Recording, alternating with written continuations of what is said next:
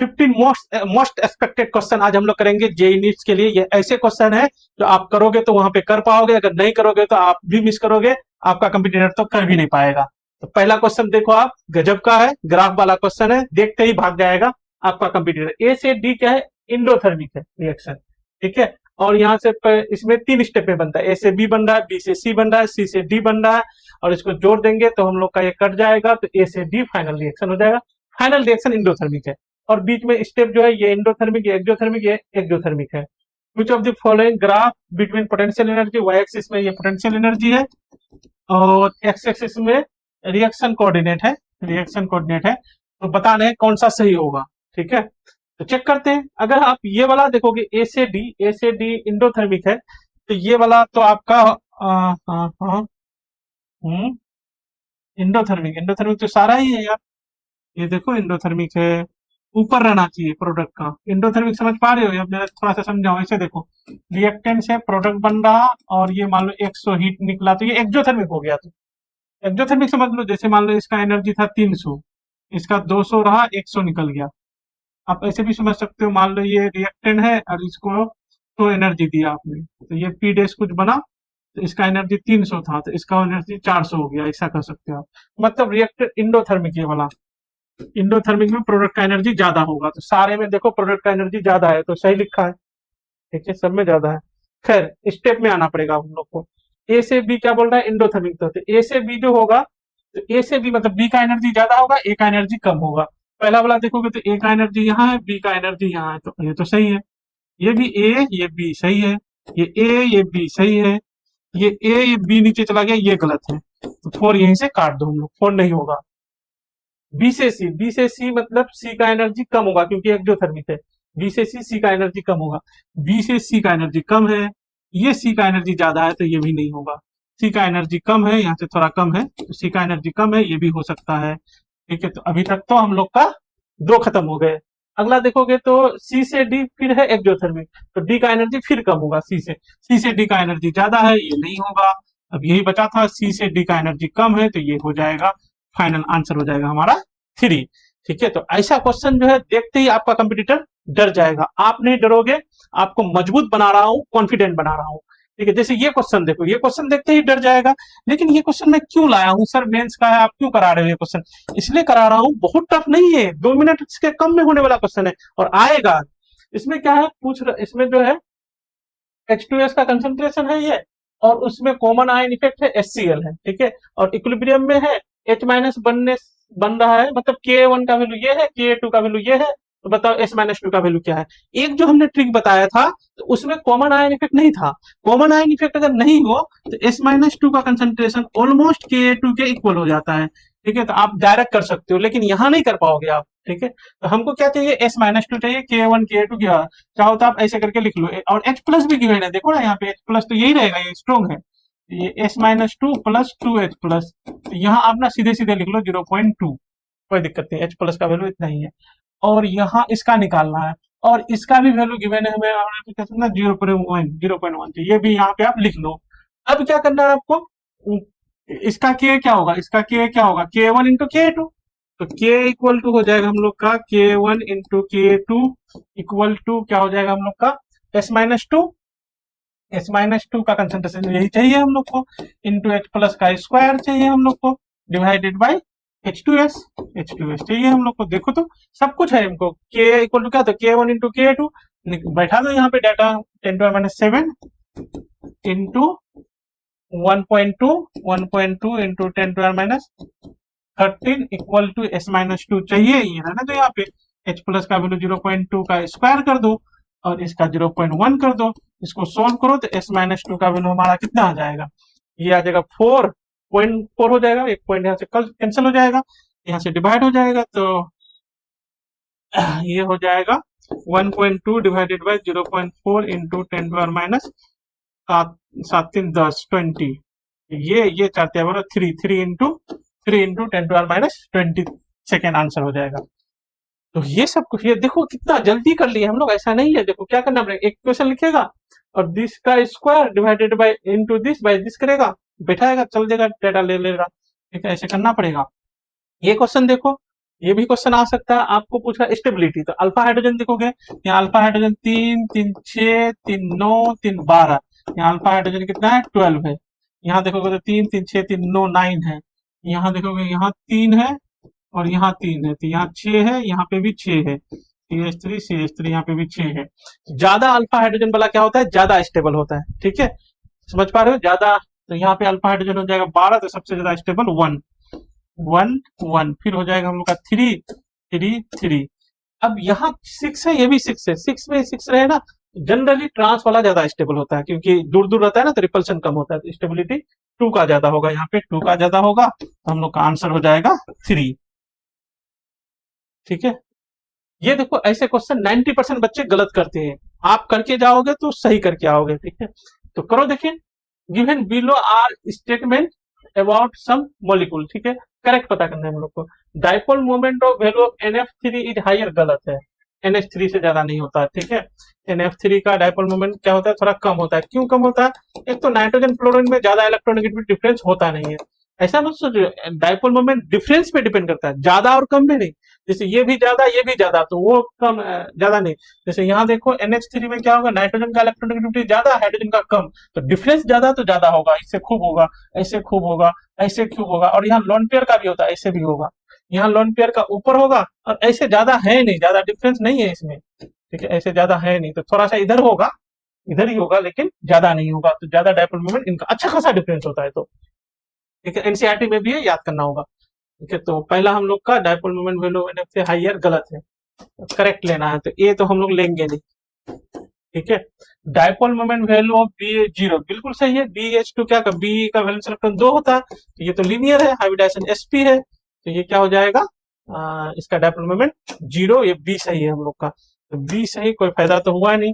सी भी दोनों में सही है, कोई फायदा नहीं है। डी को चेक कर लेते हैं, डी और ई को चेक कर लेते हैं, बी सी डी, ठीक है, डी को चेक करते हैं सीधे सीधे, ठीक है। अच्छा, एक बात और बता देता हूँ, BH2 जो है ना, ये BH2 बोला है तो ठीक है, हम लोग यही ले लिए, लेकिन BH2 अगर हम लोग का सॉलिड में एग्जिस्ट करता है, ये सॉलिड में पॉलीमेरिक एग्जिस्ट करता है, तो पॉलीमेरिक अगर देखोगे तो sp2 हाइब्रिडाइजेशन हो जाएगा, तो ये ध्यान रखना, कैसा पूछा है, पता चला जो सर आपने sp बता दिए थे, हम मेरा आया BH2 सॉलिड और हमने sp करके आ गया, नहीं गलत हो जाएगा इसका ना, sp2 होते हैं, ध्यान रखना, sp2 या sp3 होगा, एक बार देखे, BH sp3 हो जाएगा, सॉरी। और डायमर एग्जिस्ट करे तो वेपर में डायमर एग्जिस्ट, सॉलिड में ऐसे एग्जिस्ट करता है, ये ऐसे ऐसे, सॉरी, sp3 हो जाएगा, तो ठीक है, यहाँ पे देखो चारों तरफ हो गया ना, sp3 होगा, सॉरी, सॉलिड में sp3 होता है, और वेपर में डायमर एग्जिस्ट करता है, सिर्फ डायमर में BH2 का जो है डायमर में sp2 होगा, डायमर एग्जिस्ट करता है वेपर में, वेपर में। तो सर ये क्यों बोला, ये जो बोला उसी पे हम लोग को देखना है, अगर वो सॉलिड बोलता तो हम लोग यहाँ पे sp3 बता देते, और वेपर बोलता है तो sp2 बताएंगे, डायमर एग्जिस्ट करता है, और सिर्फ BH2 बोला, कुछ नहीं बोला, तो BH2 का ही चेक करेंगे हम लोग, ये ध्यान रखना है। तो सी छोड़ देते हैं, वैसे देख लेते थे, bone order of O2 and same, बिल्कुल सेम है इसका बोन ऑर्डर, तो बिल्कुल सेम है, 18 या 18 सेम है, सी तो दोनों जगह है ही, यहाँ पे भी है, सब जगह। The formal charge on the central oxygen atom of ozone is -1, नहीं +1 होते हैं, ओजोन में सेंट्रल ऑक्सीजन में होता है +1, इस तरह से होते हैं, इस तरह से होते हैं। आप लोग को हम लिविज डॉट स्ट्रक्चर बनाने सिखाऊं क्या, यहाँ पे सिखाए थे एक बार, तो ऐसे होता है इसका लिविज डॉट स्ट्रक्चर, तो वैलेंस इलेक्ट्रॉन इसका होता है, ठीक है, एक बार सिखा देता हूँ, ठीक, क्या पता तुम लोग भूल गए हो, ये वाला टेक्निक सही करना पड़ेगा, नहीं तो वहां तुम लोग गलत करके आओगे। देखो सुनो, ऑक्सीजन O3 है, टोटल वैलेंस इलेक्ट्रॉन गिनती करो, टोटल कितना हो गया, चलिए 18, और तीनों O को ऐसे लिख लो आप, तो 4 इलेक्ट्रॉन कंज्यूम हो गया, ठीक है, दो दो करके देते जाओ, 4 दे चुके, 4 दी 6, तो 8, तो 10, तो 12, 13, 14, 15, 16, 17, 18, 18 इलेक्ट्रॉन दे चाहिए आपने, ठीक है, और सारा दे दिया। अब इस ऑक्सीजन का ऑक्टेट कंप्लीट है, तो यहाँ से जो 2 इलेक्ट्रॉन है ना, यहाँ से हटा दो 2 इलेक्ट्रॉन को, और यहाँ रिंग में रख दो, यहाँ पे बॉन्ड में रख दो, हो गया, कंप्लीट हो गया, यहाँ पे सबका ऑक्टेट हो गया, इसका भी, इसका भी, इसका भी, बीच वाला का भी, बीच में यहाँ पे 2 इलेक्ट्रॉन है हमारा। तो अगर बीच वाला में देखोगे तो इसका वैलेंस इलेक्ट्रॉन, फॉर्मल चार्ज कैसे देखने हैं आपको, वैलेंस इलेक्ट्रॉन माइनस कर दो, माइनस कर दो, इस पे अपना इलेक्ट्रॉन जितना दिख रहा है, अपना कितना दिख रहा है, अपना अपना अपना देखने के लिए ऐसे अपना देखते हैं, ऐसे ऐसे ऐसे ऐसे, ये दोनों तो यार रिंग में चला गया था, तो 1 2 3 4 5, 1 2 3 4 5, 5 माइनस कर दो, 6 - 5, तो हो गया +1, +1, इसका वैलेंस इलेक्ट्रॉन होता है +1, ठीक है। माइनस गलत है, डी गलत है, डी भी नहीं लेंगे हम, तो सीधे सीधे 2 आंसर कर देंगे। ई भी चेक कर सकते हो तुम। NO2 3 atom satisfied the octet rule, नहीं, NO2 ऑड इलेक्ट्रॉन स्पीसीज है, ऑक्टेट रूल नहीं होगा, तो ई भी हम लोग का गलत कैटेगरी में है, ठीक है, तो ये भी नहीं लेंगे, तो हम लोग का आंसर 2 हो गया। तो एक क्वेश्चन में देखो ना 5 क्वेश्चन है इसमें छिपा हुआ। ये देखो, ए solution is prepared by dissolving 0.3 gram of a non volatile electrolyte solute A of molar mass 60, ठीक है। कुछ नहीं, एक सॉल्यूशन लिए और इसमें जो है ए डाल दिए और फिर इसमें बी भी डाला है, इसमें molar mass 60, 0.9 non volatile electrolyte B भी डाला, इसमें बी भी डाल दिए, ठीक है। मोलर मास, इसका मोलर मास 80 है, उसका मोलर मास 60 है। मोल भी निकाल सकते हो, इसका मोल है 0.3/60, 10 1/200, इसका कितना मोल है 0.9 बाई, इसका मोलर मास है 180, तो डिवाइड कर दोगे तो ये हो जाएगा 18, इसको भी 1/200 मोल है, दोनों का मोल सेम इसमें डाल दिए, ठीक है। इन 100 ml वाटर, कितने में 100 ml वाटर में डाल दिया। Osmotic pressure of the solution will be, और पाई पूछ रहा है, बस पाई इक्वल टू क्या हो जाएगा CRT, pi equal to CRT, एक बार में C निकाल सकते हो, C क्या होगा N/VRT, तो बस टोटल मोल जोड़ लो, this plus this, 1/200 plus 1/200, 2/200, 1/100, 1/100 mole divided by volume, volume कितना 100 ml, 0.1 लीटर, 0.1, ये हो गया मोल। कंसंट्रेशन R का वैल्यू हो गया 0.082, ये हो गया R का वैल्यू, इंटू T का वैल्यू हो गया 300, ठीक है। इसको हम लोग मल्टीप्लाई, यहाँ नीचे 10 है, नीचे 10 है, ठीक है, इसको पूरा को काट दोगे तो ये 10 कट जाएगा, तो 3 से मल्टीप्लाई करो, 3 दूना 6, 8 चौक 8 या 24, 2 4 1 0 और 1 2 3, 2.4 सेकेंड आंसर हो गया, ठीक है। तो इस तरह से क्वेश्चन 90% स्टूडेंट गलत करता है। अगर आप ऐसे क्वेश्चन कर जाओगे, आप अगर सीरियस हो नीट के लिए, तो पूरा इस चैनल के क्वेश्चन कर जाओ, आगे क्वेश्चन में बढ़ा दूंगा, ठीक है। आप जो है वहां पे डेंजरसली अटैक कर दोगे क्वेश्चन पे। Increasing order of basicity of the following compound, ये भी क्वेश्चन आ सकता है, बिल्कुल। बेसिसिटी इसमें होता है क्या, अगर आप जो है, चलो इन दोनों में देखते हैं पहले, इन दोनों में अगर देखोगे ए बी में, इसका हैबिटेशन है sp3 और इसका हैबिटेशन है यहाँ पे sp2, ठीक है। sp2 वाला ना ज्यादा इलेक्ट्रोनेगेटिव होता है, तो ये इलेक्ट्रॉन जो होगा, ये इलेक्ट्रॉन कम जल्दी नहीं देगा, क्यों, क्योंकि ज्यादा इलेक्ट्रोनेगेटिव है ना, तो इलेक्ट्रॉन को खींच के रखेगा अपनी तरफ, और ये थोड़ा सा उससे कंपेयर में थोड़ा जल्दी देगा, ठीक है। और ये तो 2 डिग्री है, इधर भी डोनेटिंग है, इधर भी डोनेटिंग है, मिथाइल है, तो ये थोड़ा सा इन ए बी सी में से ये थोड़ा ज्यादा होगा उनमें से, ऐसा होगा, ज्यादा होगा, ठीक है।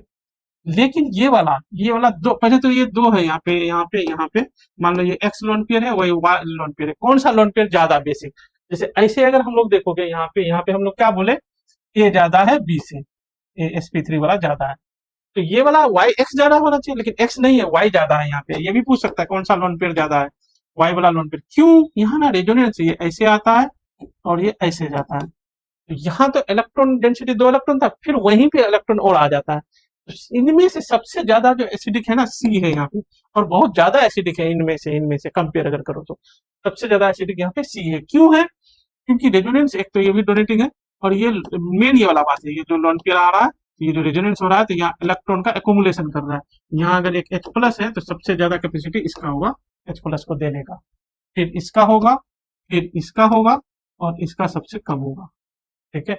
सबसे ज्यादा हो जाएगा हम लोग का सी का, ठीक है, सी का, फिर हो जाएगा डी का, सी डी, फिर ए का, फिर बी का, थर्ड आंसर हो जाएगा। बहुत इंपॉर्टेंट क्वेश्चन है, ठीक है। ये देखो कितना डी तक है, 4 क्वेश्चन है इसमें, तो 4 क्वेश्चन है। IF3 टी शेप, बिल्कुल टी शेप है इसका, क्योंकि आई का वैलेंस इलेक्ट्रॉन होते हैं 7, 2 लोन पेयर हो गया, 3 हो गया बॉन्ड पेयर, तो सिग्मा बॉन्ड जो 3 लोगे और लोन पेयर 2 लोगे, तो टोटल हो जाएगा 5, हैबिटेशन sp3d हो जाएगा। sp3d में सिग्मा बॉन्ड 3 वाला को क्या कहते हैं हम लोग, टी शेप कहते हैं। यहाँ पे आई रख दो और यहाँ पे क्लोरीन होगा, अच्छा यहाँ सब लोन, यहाँ पे एक लोन पेयर होगा, यहाँ पे एक लोन पेयर होगा, यहाँ एक क्लोरीन रखो, बचा 2 chlorine, lone pair equatorial pair रहता है ना, ये वाला, तो आपका शेप कैसा हो गया, ऐसा हो गया, 1 पॉइंट, 2 पॉइंट, 3 पॉइंट, यहाँ पे 1 point, 2 point, 3 point. Lone pair को नहीं बताते हैं, इसको टी शेप बताएंगे। इसको थोड़ा सा लोन पेयर ज्यादा ऐसे करता है, तो ये वाला टी ना थोड़ा ऐसा होता है, ये वाला टी जो है थोड़ा ऐसा रहेगा, ऐसे बेंट होगा, बेंट टी होगा, क्योंकि ये लोन पेयर थोड़ा रिपेयर करता है। तो अगर कभी बेंट टी लिखे तो ज्यादा अच्छा है, तो ये सही है हम लोग का।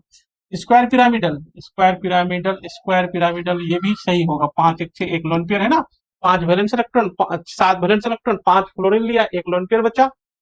ठीक है, तो हो गया 5 एक 6, 5 एक 6 sp3d2। sp3d2 का क्या होता है, हम लोग स्क्वायर बाई पिरामिडल, लेकिन एक लोन पेयर को हटा के शेप बताएंगे। तो ये एक लोन पेयर बताएंगे, और ये 1 2 3 4 5, तो लोन पेयर को हटा देंगे, स्क्वायर पिरामिडल बचेगा ये। ठीक है, स्क्वायर पिरामिडल ये भी सही है। पेंटागोनल बाई पिरामिडल, IF7 बिल्कुल सही है, सीधे सीधे सारे के सारे सिग्मा बॉन्ड है, कोई लोन पेयर नहीं है। यहाँ पे सिग्मा बॉन्ड 7 है, लोन पेयर 0 है, टोटल 7, sp3d3 सब कुछ सही लिखा है। sp3d का पेंटागोनल बाई पिरामिडल होता भी है। ये हो गया पेंटागोन, एक पिरामिड ऊपर एक नीचे, एक ऐसे ऊपर एक ऐसे नीचे, ये भी हम लोग का सही है। ये स्क्वायर प्लेन है नहीं, ये टेट्राहेड्रल होता है, टेट्राहेड्रल Cl, ये O माइनस, ये O, ये O, ये O, ये सिग्मा बॉन्ड यहाँ देखोगे तो ये 4 होता है, 1 sigma bond, 2 sigma bond, 3 sigma bond, 4 sigma bond. ठीक है, चारों इक्विवेलेंट सिग्मा बॉन्ड है यहाँ पे। ठीक है, रेजोनेंस है, sp3 हाइब्रिडाइजेशन होगा, टेट्राहेड्रल होगा। ये स्क्वायर प्लेनर गलत लिखा है, तो डी को छोड़ के सारा आंसर कर देंगे, ABC 1 आंसर कर देंगे हम लोग। आप लोग कमेंट किया करो थोड़ा सा, ठीक है, ज्यादा कमेंट करोगे ना, हर एक क्वेश्चन में किया करो। नहीं सर इसमें तो ये लग रहा है मुझे, सर इसमें तो ये होना चाहिए, तो मैं उसका आंसर करूंगा, फिर वीडियो में कर दूंगा, या फिर आपको वहां पे लिख के करूंगा। A process will be spontaneous at all temperature, spontaneous होने के लिए डेल्टा जी होना चाहिए नेगेटिव, डेल्टा जी क्या होना चाहिए, लेस देन 0, मतलब नेगेटिव होना चाहिए। डेल्टा जी इक्वल टू होता है delta H minus T delta S. ठीक है, तो ये आपका अगर नेगेटिव हो जाए और ये आपका पॉजिटिव हो जाए, ये पॉजिटिव होगा तो ये टोटल नेगेटिव हो जाएगा आपका। ठीक है, तो टोटल ये नेगेटिव हो जाएगा, तो मतलब ऑलवेज स्पॉन्टेनियस होने के लिए डेल्टा एच हम लोग का क्या होना चाहिए, नेगेटिव। याद नहीं रखना है, डेल्टा एस हो जाएगा पॉजिटिव, तब हो जाएगा। ये इक्वेशन से करोगे आप, ठीक है, नेगेटिव पॉजिटिव, ये आंसर 1 हो जाएगा। ये क्वेश्चन देखो, the number of paramagnetic species, इतने में से कितना है यहाँ पे, 1 2 3 4 में से 3 पैरामैग्नेटिक है क्या, ये पूछ रहा है सीधे सीधे। पहला देखते हैं, कोबाल +3, कोबाल 27 होते हैं, तो 27 होते हैं, तो हम लोग देख लो यहाँ पे कोबाल +3 है, +3 मतलब 4s0 3d, यहाँ से 7 में से यहाँ 6 होगा, पेयरिंग नहीं होगा तो ये तो पैरामैग्नेटिक होगा ही, पेयरिंग नहीं होगा, F है ना, 6 है तो पेयरिंग होगा नहीं, तो ये पैरामैग्नेटिक होगा ही। टी आई कौन से ऑक्सीडेशन, +3 है, टी आई टी आई होता है 22, PCST, हाँ 19 20 21 22 22 होता है, 22 मतलब 4s0 हो जाएगा, 3d2 में एक चला गया, एक रहेगा तो पैरामैग्नेटिक तो होगा ही है।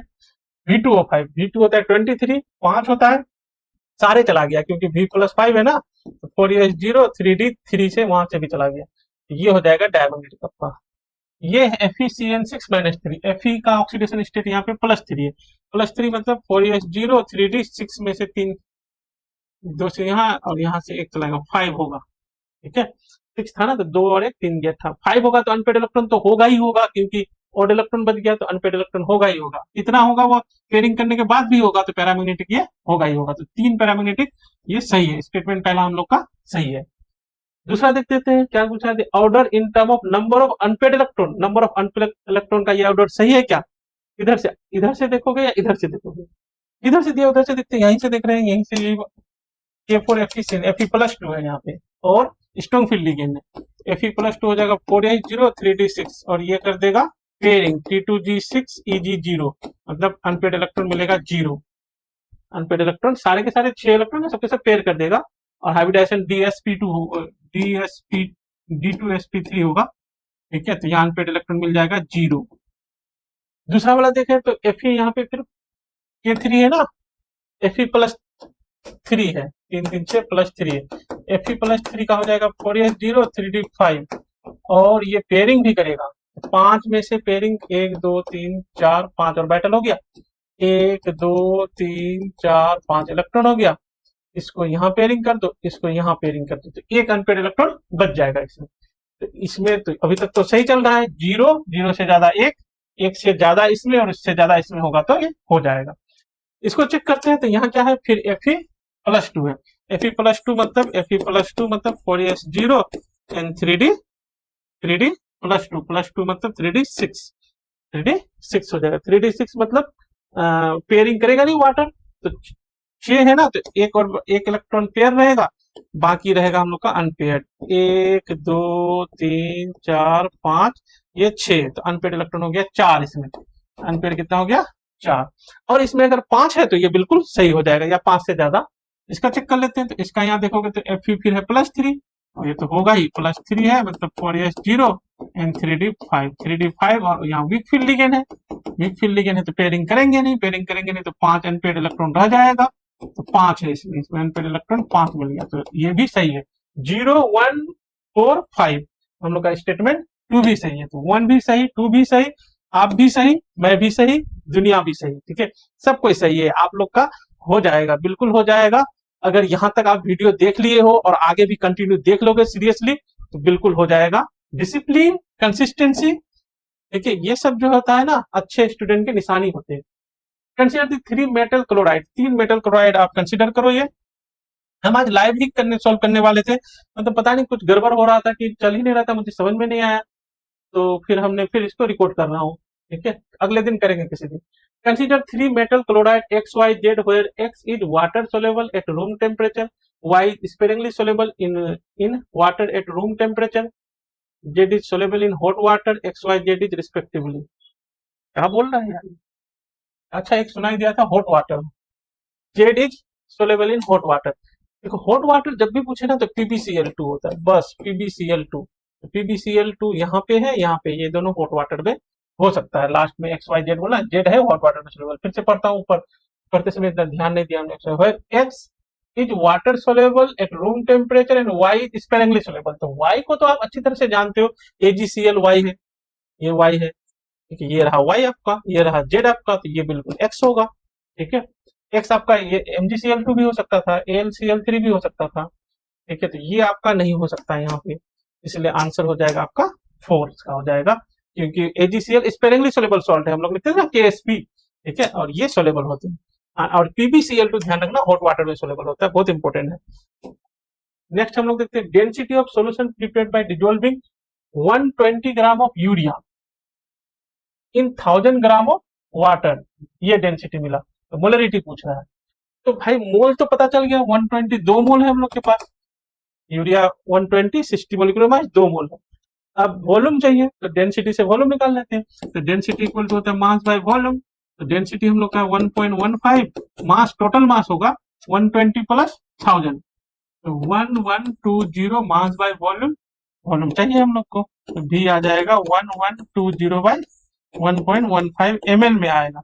लीटर में कर ले, 1000 से डिवाइड करो, 1.12 बाई 1.15 लीटर हो गया, ठीक है। तो मोलरिटी निकालना है, मोलरिटी क्या होता है, मोल बाय वॉल्यूम इन लीटर।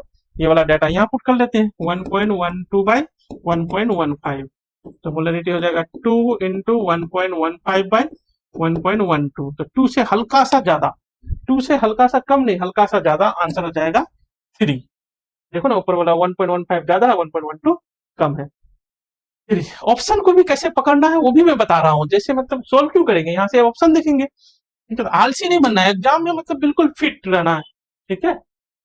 ये क्वेश्चन देखो, विनाइल क्लोराइड, विनाइल क्लोराइड कौन है, ये है हम लोग का विनाइल क्लोराइड। ए का हो गया 3, ए का हो गया 3, और benzyl chloride, benzyl chloride benzene के बगल वाला कार्बन में होता है, अगर PHCH यहाँ पे Cl रहता है तो उसको बेंजाइल कहते हैं। ये आपका 4 हो जाएगा बेंजाइल, एक ही जगह बेंजीन वाला है तो इसमें क्या है, बी का 4 हो जाएगा। वैसे बी का कुछ पता है, कुछ फायदा भी नहीं हुआ। सी का एलाइल, एलाइल क्लोराइड, अल्काइल और एलाइल, अल्काइल होता है क्या, अल्काइल तो जानते हो RX, और एलाइल जो होता है ना, एलाइल जो पोजीशन होता है, ये CH2 उसके बगल वाला कार्बन में क्लोरीन रहता है तो उसको एलाइल कहते हैं, ठीक है। तो बगल वाला जो कार्बन में है ना, ये रहा हम लोग का 1, एलाइलिक हो गया 1, डी का 1 होगा, डी का 1, डी का 1, ये रहा, आंसर हो जाएगा 3। सी का जो है alkyl chloride, alkyl chloride RCl को कह सकते हो, इसमें थोड़ा गड़बड़ है कुछ, यहाँ पे CH2 करो, यार यहाँ पे CH2Cl, ठीक है। तो ये वैसे उसको देखने की जरूरत नहीं था, 3 हम लोग का हो गया आंसर। नेक्स्ट क्वेश्चन देखो, ये W gram of a non volatile electrolyte solid solute molar mass m। अच्छा, सॉल्यूट का जो मोल है तो W बाई कैपिटल M है, W मास है, कैपिटल M मोलर मास है। एंड डिजोल्व में 100 ml ऑफ वाटर, कंसंट्रेशन भी आ रहा है, 100 ml वाटर है, मोल डिवाइडेड बाय वॉल्यूम का कंसंट्रेशन। डिक्रीज वेपर प्रेशर, अच्छा वेपर प्रेशर ये कम हो जाता है W ग्राम अगर डालता है 100 ml वाटर में, तो वेपर प्रेशर 160 से 164 से 600 है, relative lowering in vapour pressure. If aqueous solution of the electrolyte boil at 373 kelvin. अच्छा, बॉइलिंग पॉइंट 373 है, अब बॉयल हो रहा है 375 में, तो डेल्टा टीबी का वैल्यू दे रखा है उसने 2 दिया है, डेल्टा टीबी का वैल्यू दिया है 2, ठीक है। और केबी का वैल्यू दे रखा है, then the mole fraction of x2 पूछा है, बस डेल्टा टीबी इक्वल टू क्या होगा, i into Kb into m x, हाँ यार एम होगा, ठीक है। और वो होगा delta p by p naught equal to क्या होगा, आई इंटू एक्स टू चाहिए हमें, दोनों जगह डाटा पुट कर लेते हैं दोनों इक्वेशन में, फिर से दोनों इक्वेशन को यहाँ लिखते हैं। डेल्टा टी का 2 है, आई है, केबी का वैल्यू 0.52 है, एम का वैल्यू यहाँ से लेते हैं, mole divided mass of solvent in KG, mole हो गया W by capital M, mass of solvent हो जाएगा हम लोग के पास यहाँ पे 100 ml 100 ग्राम होगा, डेंसिटी 1 लिखा है वाटर का, 100 ग्राम 0.1 kg, यहाँ पे 0.1 कर लेता हूँ, ये हो गया हम लोग का, ये आई हो गया, केबी हो गया, एम हो गया, पुट हो गया। इधर आओ, डेल्टा पी का वैल्यू हो गया 640 से 640 से 600, तो 40 हो गया, by initial 640 equal to i into x two तो हमें चाहिए, आई दोनों में नहीं चाहिए, या तो यहाँ से आई निकाल के यहाँ पुट कर दो, या सीधे सीधे डिवाइड कर दो, सीधे सीधे डिवाइड कर लो, या निकाल के पुट करो, जैसे करो आप। तो डिवाइड कर लेते हैं, डिवाइड करोगे तो आपका क्या हो जाएगा ना, आई आई कैंसिल हो जाएगा, तो यहाँ x2 चाहिए ना, तो हम लोग ये 2 डिवाइडेड बाय 1 करो, ये 2 डिवाइडेड बाय 1 कर रहे हैं, तो 2 डिवाइडेड ये जो हटाओ, ये होगा 16 1/16 और ये 2 नीचे आएगा, देखना ये इधर वाला काम कर लिए, इधर आओ, आई आई खत्म, ये डिवाइड किए तो x2 ऊपर होगा, ये वाला डाटा नीचे होगा, नीचे मतलब 0.52 होगा, W बाई कैपिटल M नीचे होगा, और कैपिटल M के साथ ही होगा ये 0.1, ठीक है, W के साथ 10 होगा, W के साथ कितना होगा 10, तो ये 10 W के साथ कर दिया मैंने, ये हो जाएगा आपका। और हम लोग को क्या निकालना है, यहाँ पे x2 निकालना है, x2 यही रखो, इधर को ये सबको इस पार कर दो, तो x2 इक्वल टू क्या हो गया हम लोग के पास 1/16 2 और 0.52, और ये ऊपर चला जाएगा तो W बाई M ही होगा, W बाई M, और W के साथ 10 है, तो यहाँ पे 10 हो गया, ठीक है। अब यहाँ पे सोल्व करो, इसको सोल्व करोगे हम लोग, कौन सा आ रहा है, W बाई M वाला आ रहा है, W by M, W by M, W by M, M by W नहीं आ रहा, M बाई W नहीं आ रहा, W बाई M आ रहा है, ठीक है। x2 का वैल्यू कितना हो जाएगा यहाँ पे, 10 से मल्टीप्लाई करो तो 5.2 डिवाइडेड बाई 2, यार ये नीचे आ रहा था, ठीक है, 2 नीचे तो आएगा ही, ठीक है, आने दो, 2 और ये 16, ये W बाई M, इसको सोल्व करते हैं हम लोग, तो 10 नीचे करते हैं, 10 नीचे करने की जरूरत नहीं था, यहाँ पे 1.3 है, 16 है, 16 तो ऊपर है नहीं, यही आंसर हो जाएगा, कर लो एक बार, डिवाइड करने की जरूरत नहीं, छोड़ो हटाओ, 1.3 है, इसको 2 से डिवाइड कर दो, 2 से डिवाइड करोगे तो कितना हो जाएगा, 2 दूना 4 छेदना 12 बाई 16 W बाई M, फिर ये हो जाएगा 1.3 तेरह 26 by 8 into W by M, ठीक है, 1.3 ये हो गया, 1 हो गया हम लोग का आंसर। तो इसमें इतना सॉल्व किए तो लगा मेन हम लोग का क्या था, 2 इक्वेशन बना, इन दोनों इक्वेशन को डिवाइड कर दो, आंसर हो जाएगा, ठीक है। Which of the following compound is an example of hypnotic drug, hypnotic drug कौन है, मेडिकल के आप लोग बताओ, आप लोग डॉक्टर बनने वाले हो, ठीक है, तो आप लोग बताओगे, मैं बता देता हूँ, हिप्नोटिक ड्रग जो है अमाइटल होते हैं, ये होते हैं हिप्नोटिक, तो आंसर हो जाएगा हम लोग का 2 हिप्नोटिक, ठीक है। ये आर्टिफिशियल स्वीटनर होते हैं। तो चलो दो तो हमने बता दिया, कमेंट में आप इसको बताओगे ये किस में काम आता है। जैसे ये होगा हिप्नोटिक होते हैं, ये आर्टिफिशियल स्वीटनर होते हैं, ये क्या होता है आप कमेंट में बताओगे, ये भी आप बताओगे, ठीक है, तभी डॉक्टर बन पाओगे, ये कमेंट में आपको बताना है। जैसे सेल्डन का ये होता है, प्रोन्टोसिल का ये होता है सर, ठीक है। ये देखो आइसोथर्मल प्रोसेस है, आइडियल गैस है, उसका वर्क डन है, कौन सा चाहिए होगा। तो यहाँ से पढ़ो आप, isothermal reversible expansion. Reversible expansion में कौन सा फॉर्मूला होता है, ये वाला होता है, minus NRT ln VF by VI। आई तो हो गया हम लोग का ए का 2 हो गया, ए का 2 एक ही है, बस हो गया आंसर। अगला देख लो फ्री एक्सपेंशन। फ्री एक्सपेंशन में वर्क डन क्या होता है, 0 होता है, तो बी का हो जाएगा 1, बी का 1, ये हो जाएगा। अगला है, यहाँ से भी पढ़ सकते हो, आइसोथर्मल इरिवर्सिबल एक्सपेंशन। इरिवर्सिबल में हमेशा यही फॉर्मूला लगाना पड़ेगा हम लोग को, माइनस पी डेल्टा वी, ठीक है, ये लगाना पड़ेगा। तो minus P external V F minus V I 3 हो जाएगा, सी का 3 हो जाएगा। डी का irreversible expansion, irreversible expansion, irreversible expansion, irreversible compression. Compression में वर्क डन क्या होता है, पॉजिटिव होता है, वर्क डन होता है पॉजिटिव, और एक्सपेंशन में वर्क डन क्या होता है, नेगेटिव। तो यहाँ देखना डेल्टा भी पॉजिटिव पुट करोगे तो टोटल आ जाएगा नेगेटिव, सही था हम लोग का। इसमें देखो कि पॉजिटिव आना चाहिए, तो ये क्या हो जाएगा हम लोग का, क्या है, कंप्रेशन। कंप्रेशन में फाइनल वॉल्यूम क्या होगा, कम, तो ये डाटा हो गया पॉजिटिव, फाइनल वॉल्यूम होगा कम, फाइनल वॉल्यूम कम हो गया, कंप्रेशन। कंप्रेशन में फाइनल वॉल्यूम कम हो गया यार, तो कम माइनस ज्यादा तो क्या हो गया हम लोग का, कम माइनस, नहीं ज्यादा माइनस कम, पॉजिटिव हुआ, और फिर ये नेगेटिव, नेगेटिव पॉजिटिव तो नेगेटिव हो गया, ये कुछ गड़बड़ है यहाँ पे, ठीक है। यहाँ होगा वी फाइनल माइनस वी आई, तो ये हो जाएगा कम माइनस ज्यादा, ये होगा नेगेटिव, और फिर ये भी नेगेटिव, नेगेटिव, उसे उसकी जरूरत भी नहीं था हम लोग का, यहीं तक सी तक तो आंसर हो ही रहा था, 4 के अलावा कुछ नहीं, ए ही में आंसर हो रहा था, ठीक है। तो ठीक है, thank you so much, have a good day. आप लोग कनेक्टेड रहे, हम कोशिश करेंगे और ज्यादा वीडियो क्वेश्चन